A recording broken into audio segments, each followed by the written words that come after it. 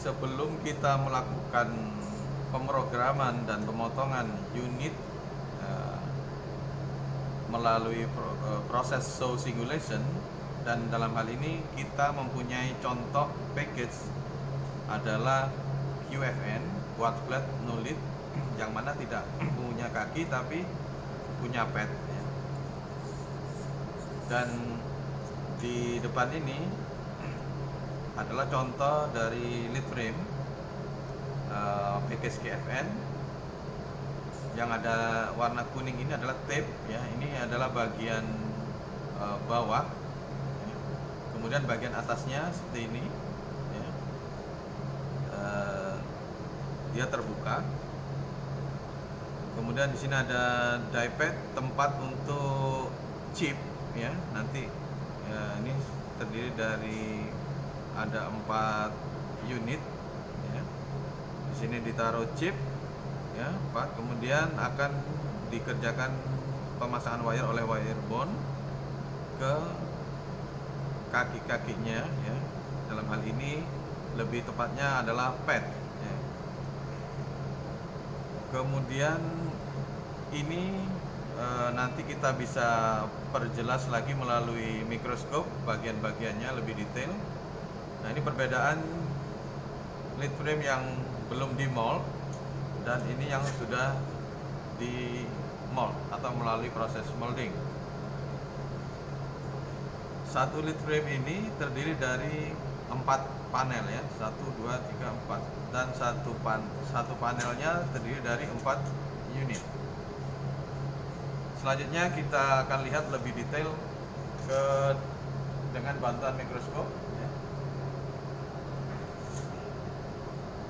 Nah, di sini setiap unitnya ada 4 sisi ya.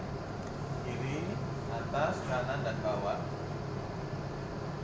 yang mana mereka setiap unitnya ini saling terhubung ya, saling terhubung. Dan ini bagian atasnya dia flat ya. Nah, semuanya flat ya, baik die pad dan fingernya, lead fingernya ini itu punya level yang sama. Kemudian setiap finger ya, lead finger ini dihubungkan dengan connecting bar ya. Jadi antara finger satu dengan finger yang lain dihubungkan oleh connecting bar. Begitu juga untuk unit atas dan bawah itu juga dihubungkan oleh connecting bar. Jadi kita lihat perbedaannya. Kalau di bagian bawahnya yang ada tape ya, bentuk dari atau susunannya antara connecting bar dengan finger seperti ini ya, dan mempunyai level surface yang tidak sama, terutama di area yang menghubungkan connecting bar dengan finger ya, seperti ini levelnya lebih rendah. Tujuannya adalah ketika proses molding, mold compound akan mengisi area ini ya.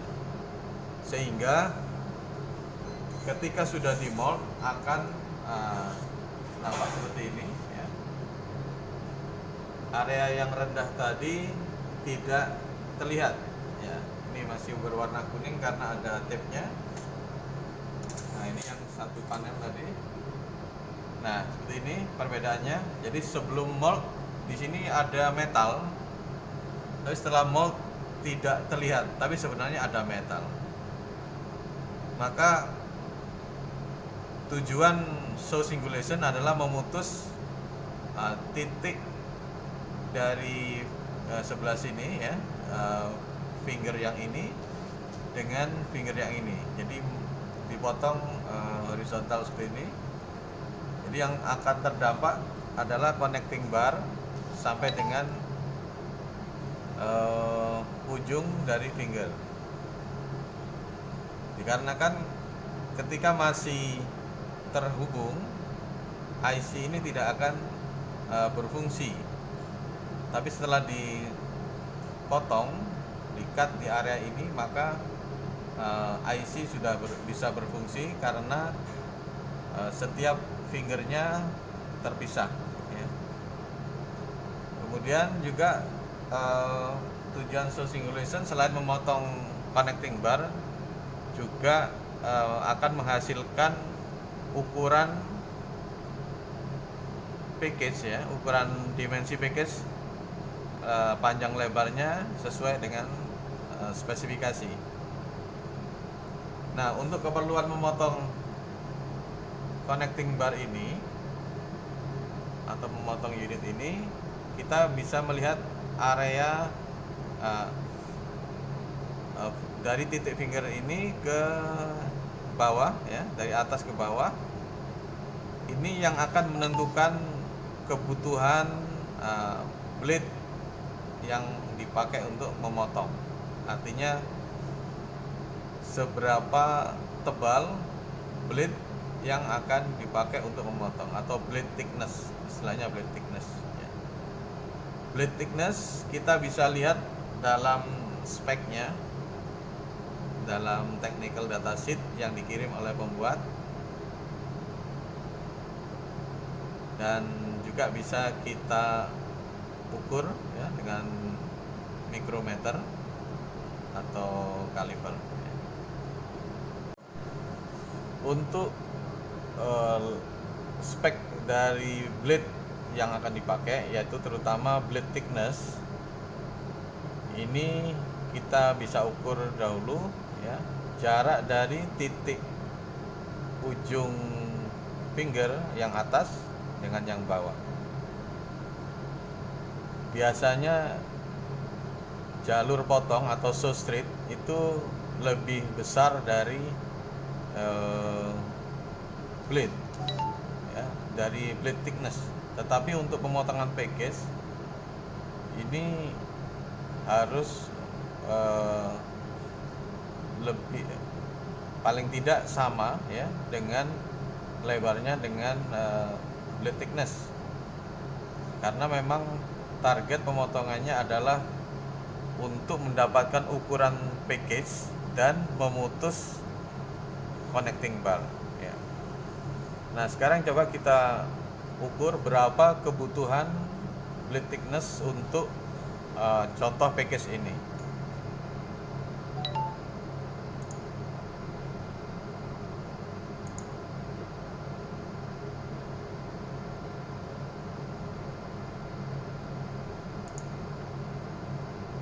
Ya,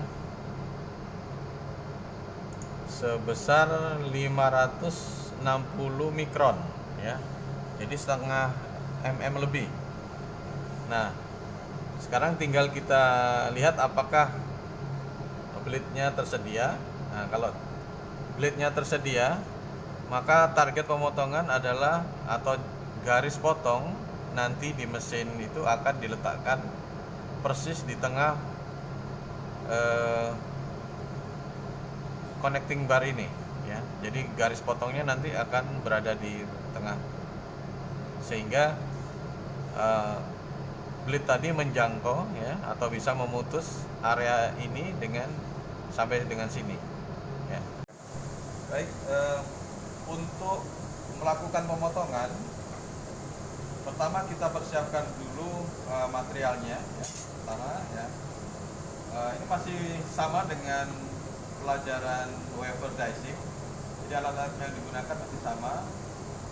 Untuk memegang benda kerjanya dibutuhkan ini namanya dicing frame ya. Kemudian ini material yang akan dipotong, kita ambil satu panel saja ya. Ini material KFN-nya yang akan kita potong. Kemudian di sini kita memerlukan tape, adhesive tape, dan mesin wafer mounter atau mesin mounter ya. Untuk urut-urutannya, pertama meletakkan dicing frame, kemudian material yang akan dipotong dengan memperhatikan orientasi. Nah, kita bisa melihat orientasi di sini ada chamfernya atau bagian yang berbeda ya di die pad. Nah, untuk orientasi yang kita pakai sekarang, coakannya ini berada di atas ya. Nah, bukan seperti ini. Jadi ini untuk keseragaman. Nah, yang sekarang akan kita kerjakan orientasinya berada di atas. Kemudian setelah dicing frame, kita letakkan material yang dipotong dengan posisi yang akan dipotong menghadap ke chuck table. Nah, ini namanya chuck table. Ini. Kemudian menghidupkan vakum. Ya. Setelah itu menarik adhesive tape.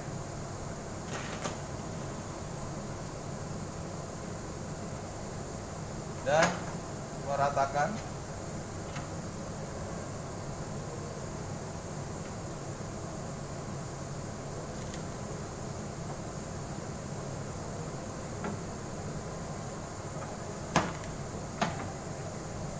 Kemudian memotong bagian yang tersisa.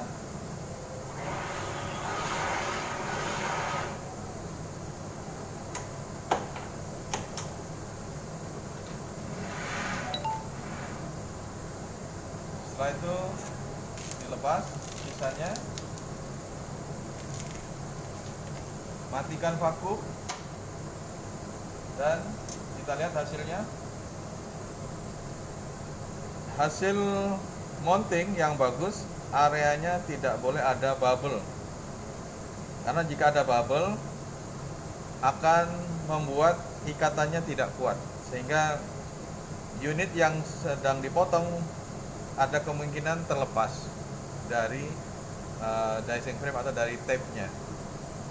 Baik, sebelum kita masuk ke setup, kita perlu mengetahui beberapa parameter dari benda atau material yang akan kita dicing.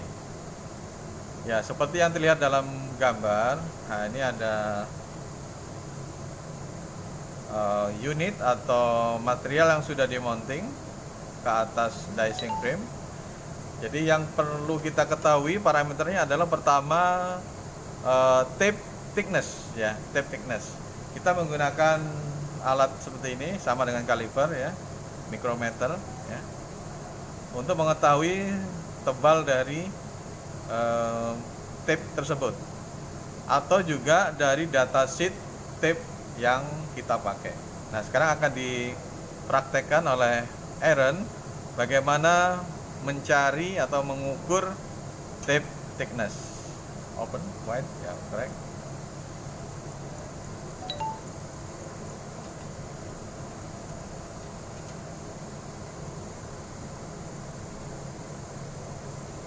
Fine, ya, correct. How many millimeters or how many micron? 0.07. 0. Nah, nanti kita perlu catat, dan sekarang kita akan melihat berapa tebal dari package ya. Kita akan dipraktekkan bagaimana menggunakan kaliper ya. Pertama 0 ya, ketika kedua bilahnya merapat, kita zerokan ya. Setelah itu melakukan pengukuran ketebalan package. Ya, package yang kita punya sekitar 1,1 mm ya, 1,14 mm ya, sekitar itu. Nah, ini kedua parameter ini nanti berguna untuk setup. Nah, di depan kita ini adalah mesin dicing ya. Mesin wafer dicing dengan merek ADT seri 7100 ya.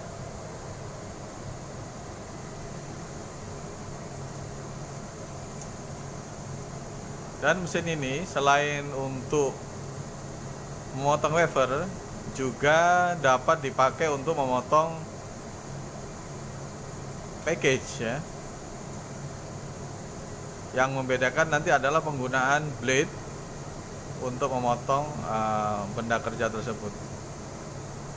Untuk memotong wafer biasanya kita menggunakan nickel blade, dan untuk memotong package kita biasanya menggunakan resin blade. Sebelum setup mesin ya, kita siapkan dulu material yang sudah dimonting ya, seperti ini, dengan orientasi atau posisi yang akan dimonting menghadap ke atas seperti ini ya. Sekarang akan diperagakan bagaimana memasukkan material tersebut ke dalam mesin dicing ya. Ada 2 pin ya, dirapatkan dengan 2 pin, kemudian dibuka penguncinya, kemudian menutup pintu, dan setelah itu load wafer, akan finish ya. Sekarang ya, ini materialnya sudah berada di posisi siap untuk melakukan setup. Ini adalah salah satu bagian dari panel ya. Ini jalur-jalur dari lead frame. Dan baik, kita akan tunjukkan cara setupnya dengan menggunakan resipi yang sudah ada. Masuk ke auto, define job, kemudian kita cari resipi untuk material ini ya. Kebetulan yang sudah dibuat adalah sourcing 2, pilih apply, oke. Nah, selanjutnya memilih atau mencek parameter-parameter yang diterapkan, seperti blade yang dipakai adalah Mitsubishi 250T ya, dengan speknya diameter atau OD nya 58 mm, kemudian thickness-nya adalah 250 mikron atau 0,25. Setelah itu ukuran dari unitnya sudah kita ukur ya. Untuk arah X ya, karena memasangnya seperti ini, area coakan di atas, jadi X-nya ini sudah kita ukur sebesar 53 mm, kemudian Y-nya adalah 48 mm. Kemudian wafer thickness seperti pengukuran sebelumnya 1,14 ya, kita bulatkan 1,15.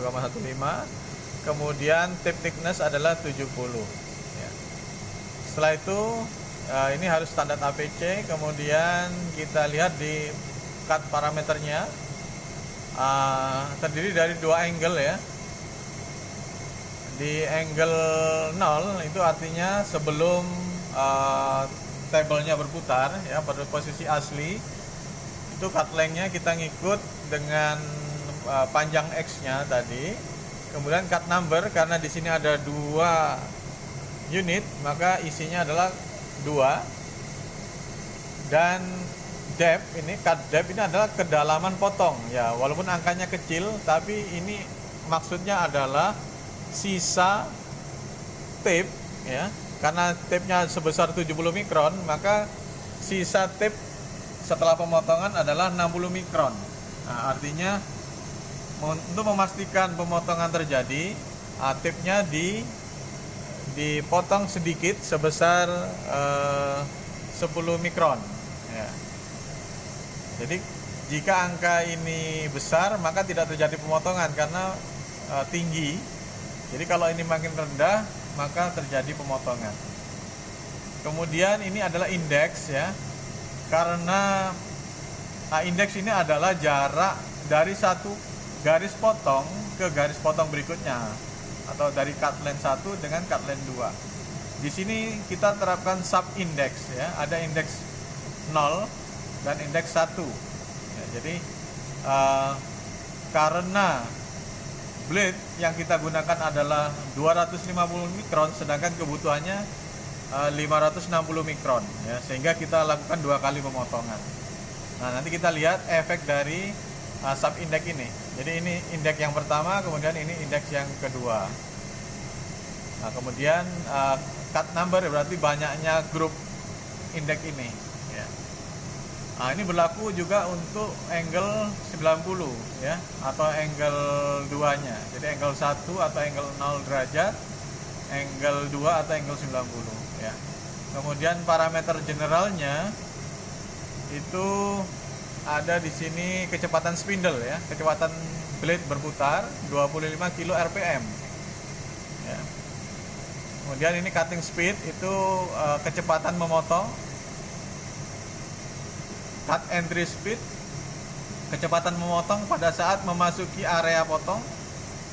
Cut exit speed adalah kecepatan potong ketika keluar dari area.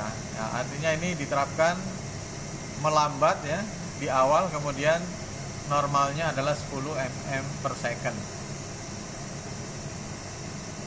Ya, setelah kita load dan kita cocokkan parameternya, kemudian kita lakukan alignment di menu ini. Nah, kita align. Ya, ini namanya alignment ya. Ada 2 poin. Nah, kemudian berputar untuk 90 derajatnya. 2 poin juga. Setelah itu kita cek garis potongnya. Nah, ini kita indeks ya. Kita indeks pertama, kedua, kemudian satu grup lagi, indeks 1, indeks 2. Ya, seperti itu. Ya, ini kemudian indeks ini kita cek bermula, nah seperti ini. Ini yang sedang berkedip, ini adalah cut indeks yang ini. Dan ini permulaannya kita periksa apakah berada di benar-benar berada di luar area ya. Nah, ini materialnya, sedangkan ini dia jauh di depannya. Ini gunanya untuk memastikan blade tidak langsung ketika turun tidak langsung menghantam materialnya, tapi melalui bagian tepi package ya.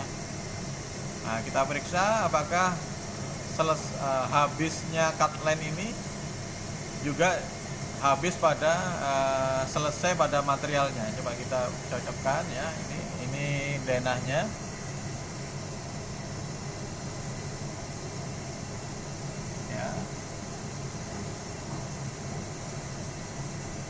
Ya, ternyata dia udah sesuai ya. Kemudian ini area potongnya juga sudah benar, sesuai dengan target. Kita memotong area yang di dalam di bawah ini sebenarnya ada metal ya. Kemudian kita cek sudut berikutnya dengan diputar. Nah, kita geser. Ya, ini udah benar. Nah, kita cek arah panjangnya.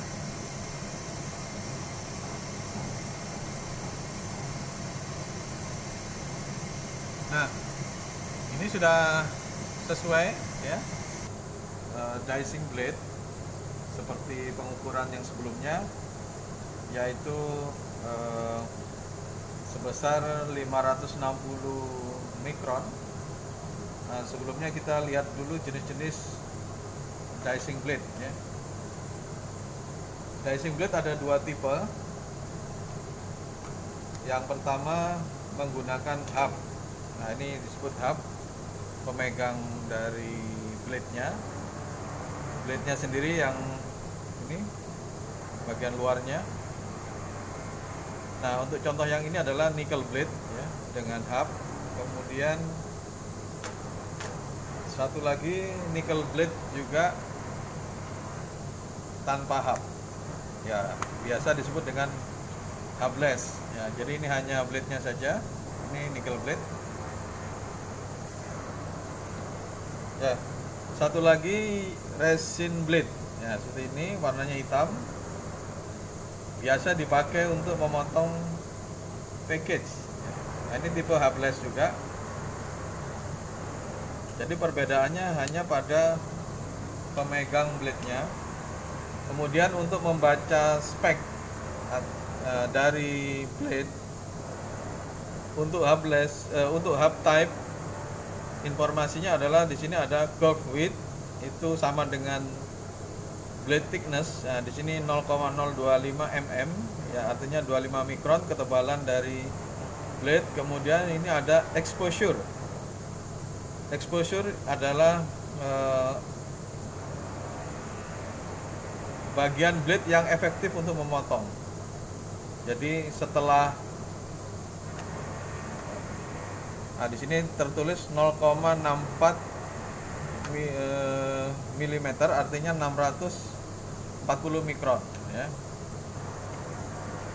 Adalah area dari batas luar hub yang berwarna terang ya, kemudian dari situ keluar adalah blade exposure ya, jadi bagian blade yang efektif untuk memotong. Nah, di sini tertulis 640 mikron. Nah, untuk kasus pemotongan kita, sebelumnya kita telah mengukur bahwa package thickness sekitar 1,14 mm, sehingga kita butuh exposure yang lebih besar dari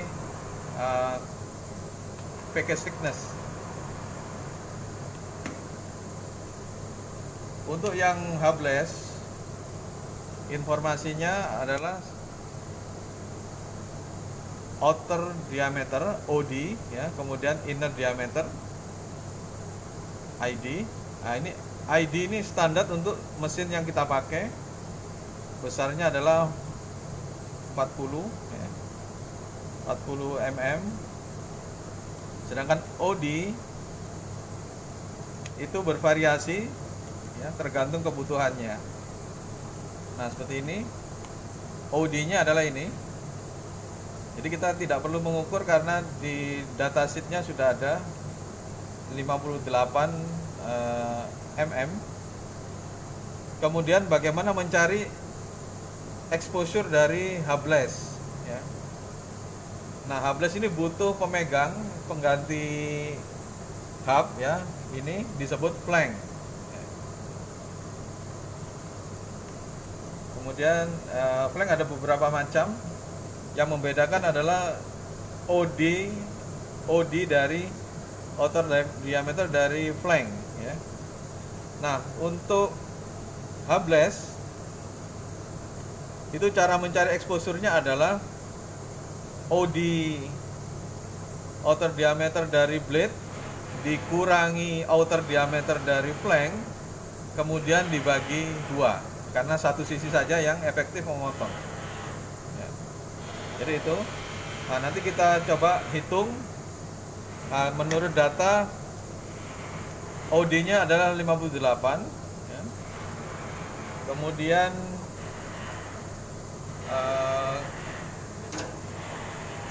OD dari flank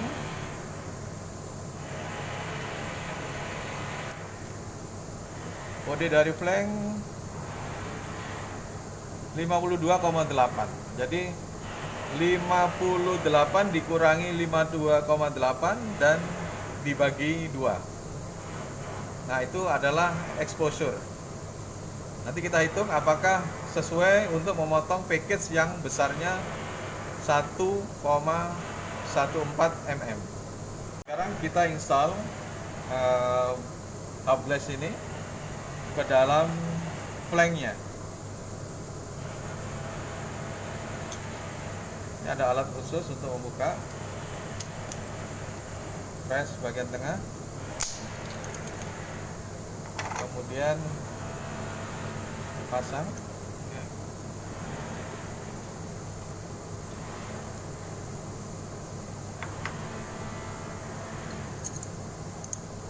Dan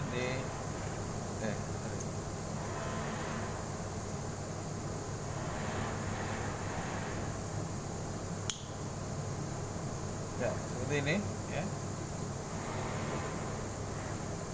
Sudah terpasang. Nah, inilah yang disebut blade exposure. Area yang hitamnya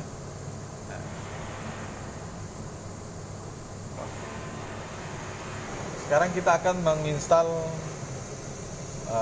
blade yang sudah dipasang flank ke dalam spindle. Ya. Menunya blade change.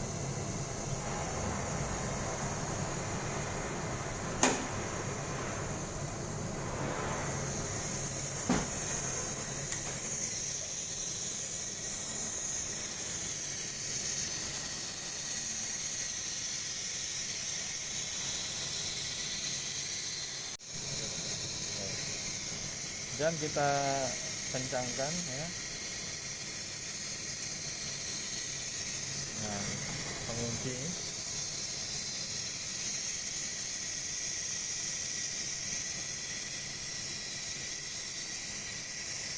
Nah, begitu. Dan ditutup.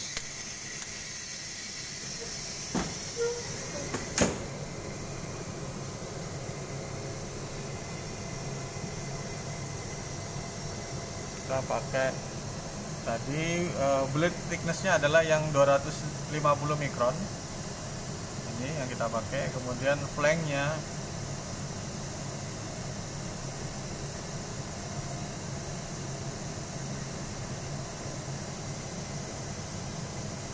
kita cari di flank list ya. Tadi pakai seri yang 52,8 ya. Tadi sudah kita ukur 52,8 mm ya. Ini tadi. Nah, kemudian oke, finish.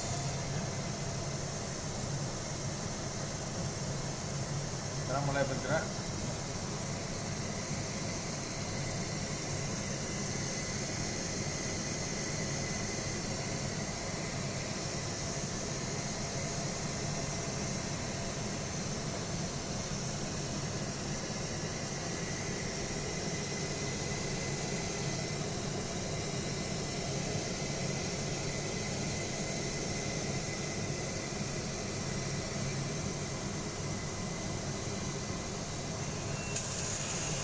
Nah, ini otomatis ya, setelah pergantian blade mesin akan memeriksa exposure-nya apakah sesuai dengan parameter yang sudah disediakan untuk blade ini.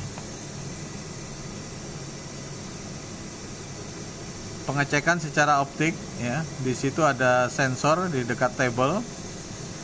Nah, ini sekarang mulai perlahan turun untuk melakukan pengukuran exposure.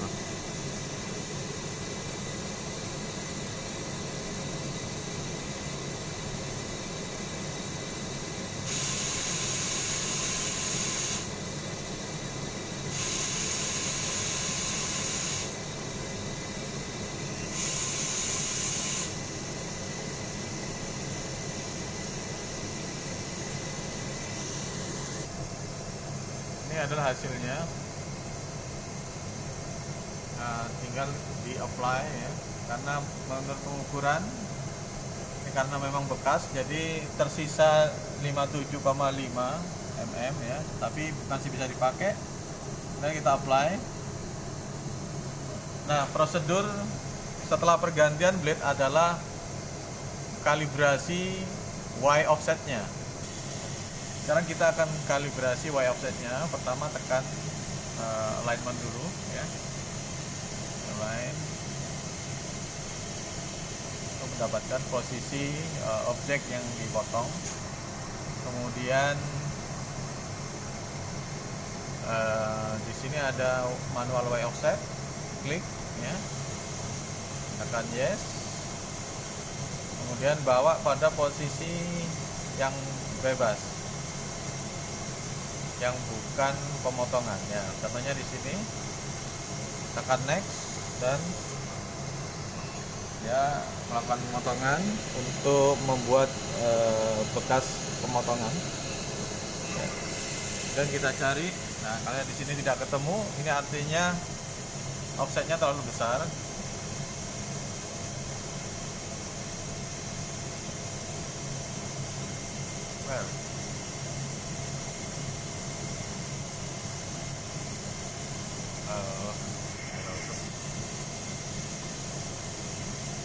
Saya cari posisi pemotongannya. Nah, ini udah jumpa ya. Ditepatkan, kemudian tekan finish. Nah, ini kalau bunyi atau respon dari mesin komplit, kalibrasinya berhasil. Nah, sekarang kita akan melakukan pemotongan. Jadi setelah dicek semua parameter benar dan cut posisinya sudah benar, posisi dan kapan bermula dan berakhirnya. Nah, setelah itu kita bisa lakukan perintah Weber full cut ya. Ya, spindle rotating, dan kemudian kita lihat zoom ya. Oke, good. Hasil sini.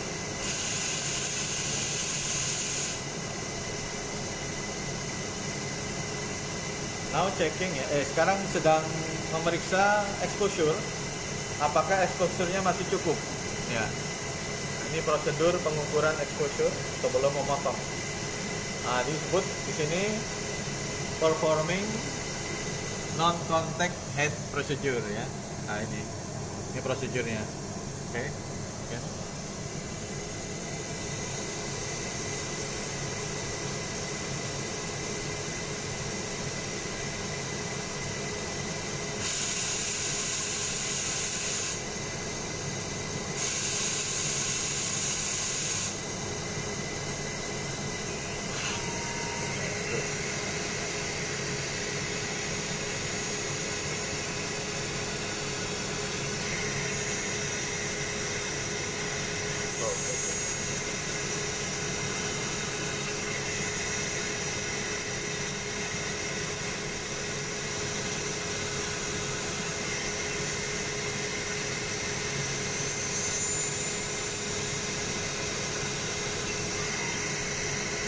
Ya, dia berputar untuk sudut berikutnya.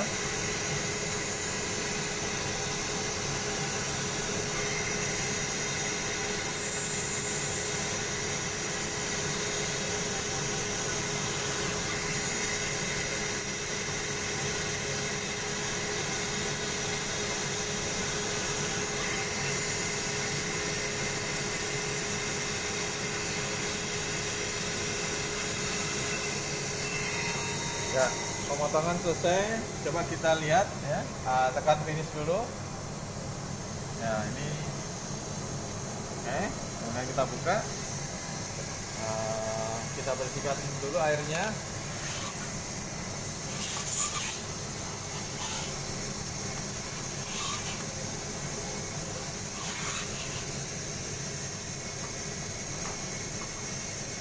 Dan kita ambil.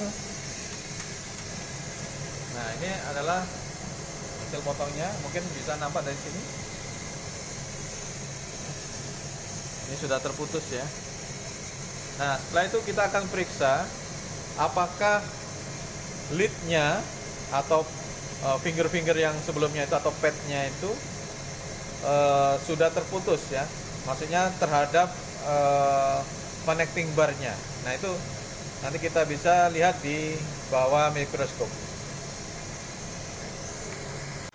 Ya, kita akan lihat hasil pemotongannya.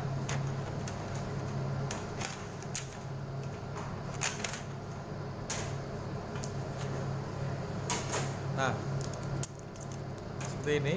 Mungkin kurang jelas ya. Nah, nanti kita akan zoom dengan mikroskop untuk membuktikan bahwa areanya sudah terpotong ya. Coba kita lihat.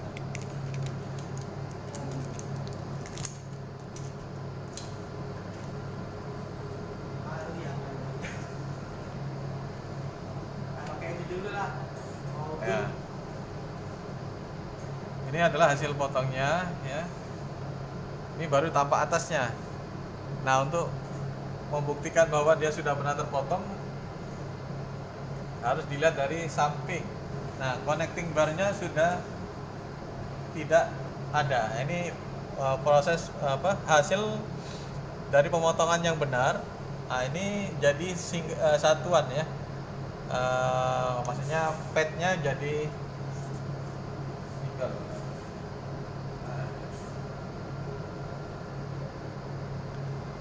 Nah seperti ini kita lihat ya.